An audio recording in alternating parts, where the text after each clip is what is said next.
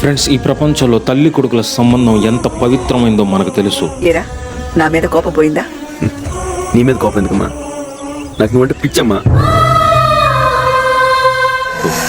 కానీ వీళ్ళిద్దరూ తమ స్వార్థం కోసం ఆ పవిత్రమైన సంబంధాన్ని కాస్త మొగుడు పిల్లల సంబంధాలుగా మార్చేశారు. సొంత తల్లే కామాన్ని తట్టుకోలేక కొడుకుతో శృంగారం చేసిన కథ ఇది. ఆ మహాతల్లి ఆ ఒక్క పని చేయకుండా ఉండుంటే కొడుకు జీవితం బాగుండేది, తల్లి జీవితం కూడా బాగుండేది. కానీ ఆ ఒక్క పని వల్ల వీళ్ళిద్దరూ జైలుకి వెళ్లాల్సి వచ్చింది.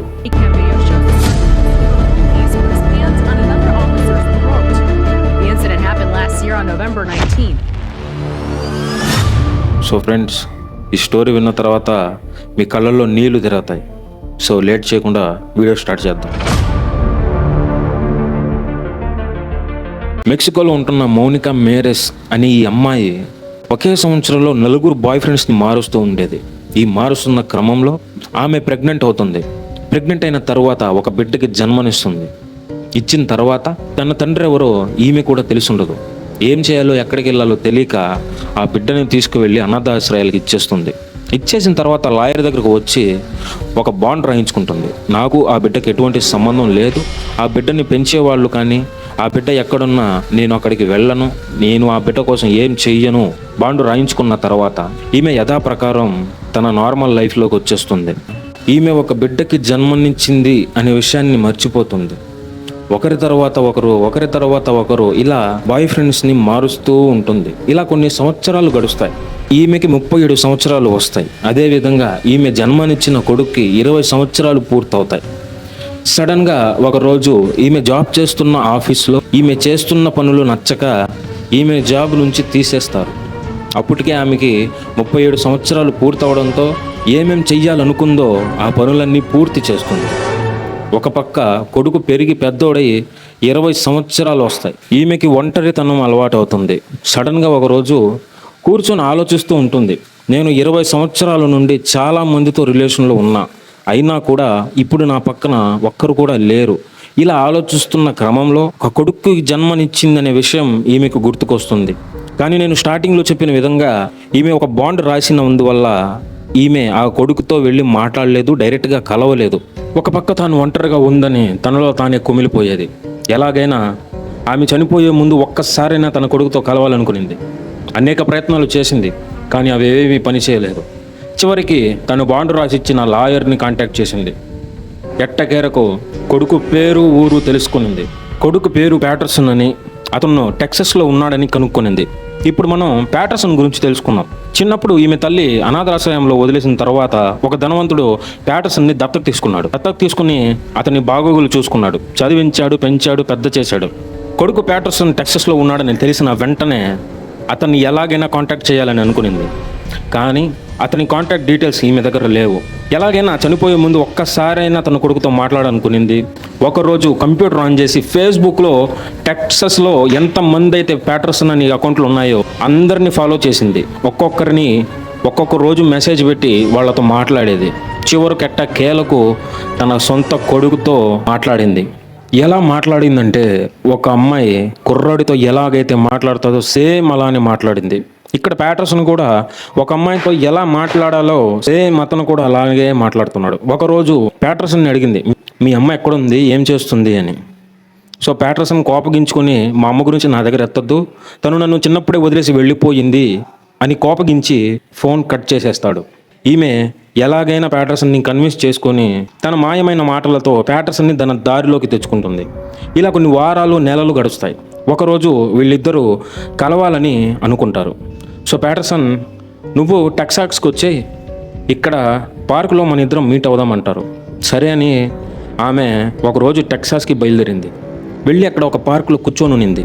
సడన్గా ప్యాటర్సన్ రావడంతో ఇద్దరు ఒకరినొకరిని చూసుకొని బాగా ఎమోషనల్ అయ్యి ఏడ్చుకుంటూ ఒకరినొకరిని హగ్ చేసుకున్నారు. చేసుకున్న తర్వాత, నేను ఇలా ఉన్నాను, నేను ఈ పని చేస్తున్నాను, నేను ఇక్కడ చదువుకుంటున్నాను ప్యాటర్సన్ చెప్పగా, నేను ఇలా ఉన్నాను, నా జాబ్ పోయింది, ప్రస్తుతం నా పరిస్థితి ఇలాగుంది అని ఈమె చెప్తూ ఉంది.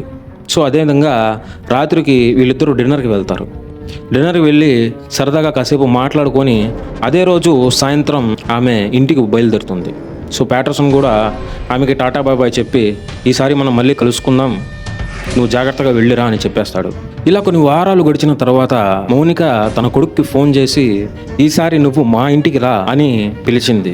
సరే అనుకుని కొడుకు వాళ్ళ అమ్మని కలవడానికి బయలుదేరతాడు. ఇంటికి వెళ్ళి కూర్చొని సరదాగా కొంచెంసేపు మాట్లాడుకొని అదే రోజు రాత్రి టీవీలో మూవీ చూస్తూ తింటూ సరదాగా కొంచెంసేపు మాట్లాడుకొని ఒకరి గదిలోకి ఒకరు వెళ్ళి పడుకుంటారు.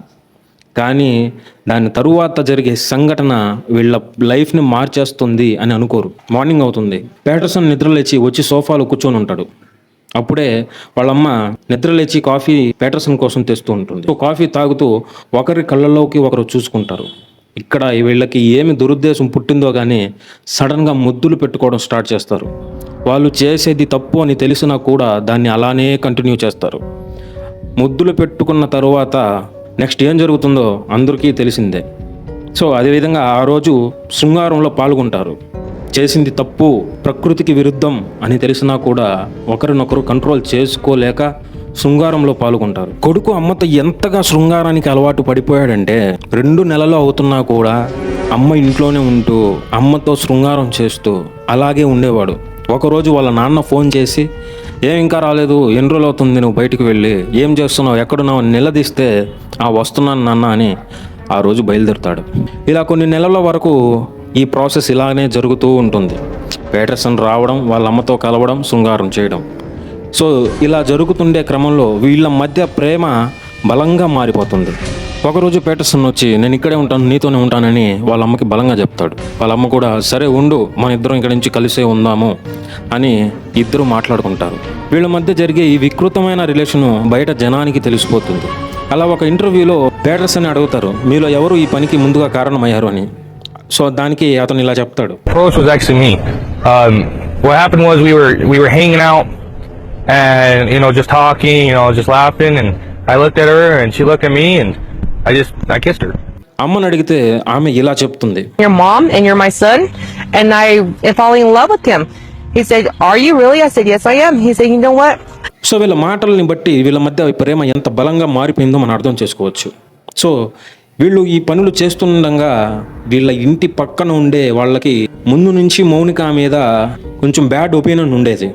సో వాళ్ళు ఏం చేశారంటే ఒకరోజు పోలీసులకి కాల్ చేసి ఈ విధంగా తల్లి కొడుకు మొగుడు పిల్లల రిలేషన్లో ఉన్నారు అని కంప్లైంట్ ఇచ్చారు. సో ఆ రోజు పోలీసులు వచ్చి తల్లిని కొడుకుని రెడ్ హ్యాండెడ్గా పట్టుకొని తీసుకువెళ్ళి స్టేషన్లో వేశారు. స్టేషన్ నుంచి కోర్టుకి తీసుకువెళ్ళారు. సో అక్కడ ఆ జడ్జి వీళ్ళ మధ్య ప్రేమ ఎంత విచిత్రంగా ఉంది అని తెలుసుకొని వీళ్ళని 1.5 సంవత్సరం వరకు ఒకరితో ఒకరు కలవకూడదు, ఒకరితో ఒకరు మాట్లాడకూడదు అని చెప్తాడు. అలాగే జరిమానా కూడా వేస్తారు. సో దాంతో వీళ్ళిద్దరూ 1.5 సంవత్సరం వరకు దూరంగా ఉంటారు. ఆ తర్వాత ఏం జరిగిందో ఇంకా ఇన్ఫర్మేషన్ రాలేదు. సో ఈ తప్పు అనేది ఎవరి వల్ల జరిగిందని మీరు అనుకుంటున్నారో కింద కామెంట్ చేయండి. నేనైతే తల్లి వల్లే ఈ తప్పు జరిగిందని గట్టిగా అనుకుంటున్నాను. ఎందుకంటే తల్లి కొడుకుని బలవంతంగా పెట్టకపోయి ఉంటే కొడుకు అంత దూరం వచ్చేవాడు కాదు, తల్లితో ఆ మాత్రం చనువు తీసుకునేవాడు కాదు. వీడియో నచ్చితే లైక్ చేయండి, మీ ఫ్రెండ్స్కి షేర్ చేయండి. ఇంకో అద్భుతమైన టాపిక్తో మీ ముందుకు మళ్ళీ వస్తాను. Thank you so much. మీ వైటీ బాయ్.